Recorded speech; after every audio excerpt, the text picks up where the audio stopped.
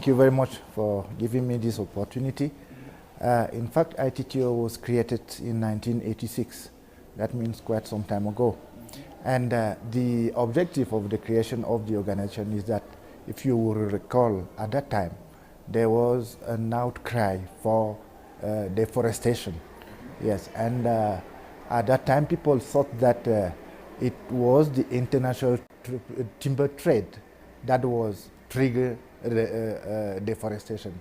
So the idea was then how to conserve the forest and how also to promote the sustainable development through tropical timber trade.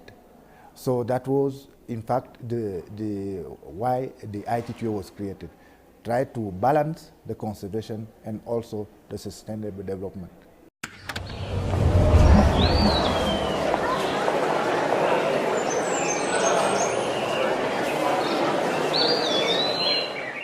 I think that it's important, his role is very important because, by the way, I came here to Ecuador to attend the meeting of transboundary conservation areas in tropical countries.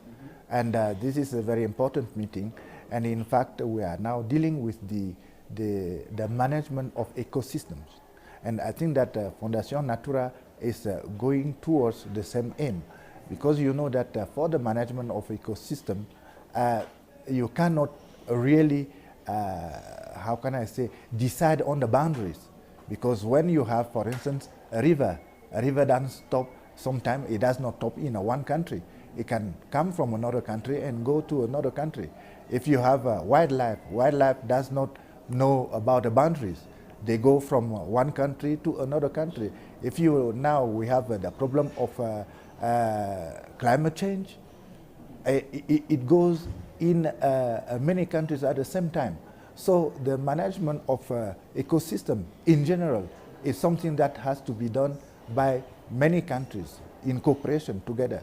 And in this sense, the objective of Fundación Natura is very much relevant to this kind of management of ecosystem in order to build sustainable development.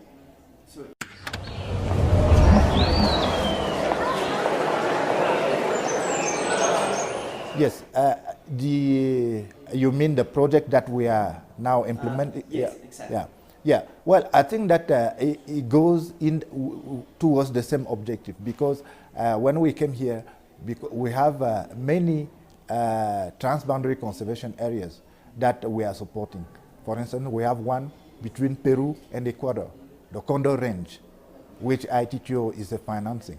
And we brought many other transboundary conservation managers from Asia Pacific, from Africa, and also from Latin America. And I think that this is the way that forestry ecosystem in general should be managed. And in this sense, I think that we can build very good relationship with Fundación Natura. And for instance, this program that we are promoting the establishment of transboundary conservation areas. And I think that we can have a very good cooperation.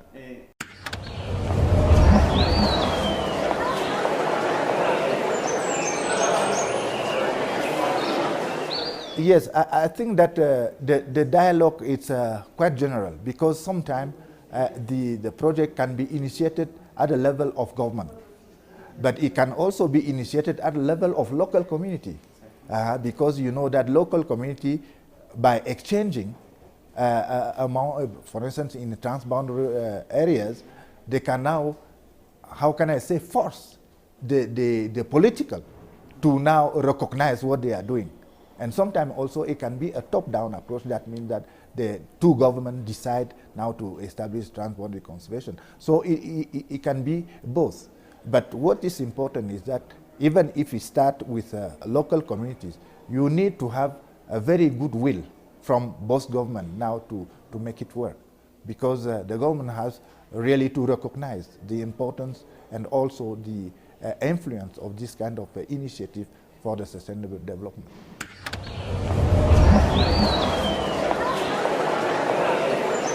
Yes, I think that, of course, Fundación Natura, as I have heard, have started now with maybe Colombia and Ecuador. But my hope will be that it can expand maybe at the regional level, because I think that the objective is very good, and I think that with other nations, if they are incorporated in the framework, they can also build this kind of good relationship. They can also build good cooperation for the management of ecosystem. So I think that Fondation Natura, this is what I hope will just going on growing, and this is what I do hope for them.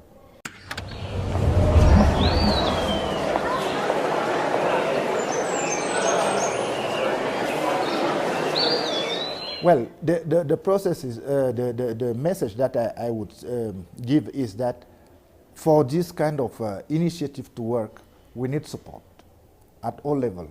We need support at the level of the communities which are now on the borders. We need a very good support at the level of the institutions, including the governors, for instance.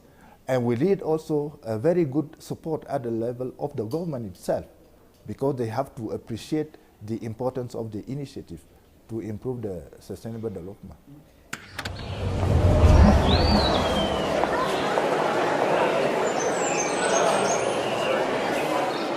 Yes, because as I have mentioned, to establish a transboundary conservation, you can have it at the level of community and you can have it at the level of government. What we are doing is that when the project is identified, then we can assist now, for instance, to develop a management plan, how to make the best use of the resources in the border. And we can also provide financing now to implement the management plan. But of course, we cannot do all. It's kind of a seed money now to the things to take off. And then this has to be supplemented, of course, by both the government and also the communities that are involved.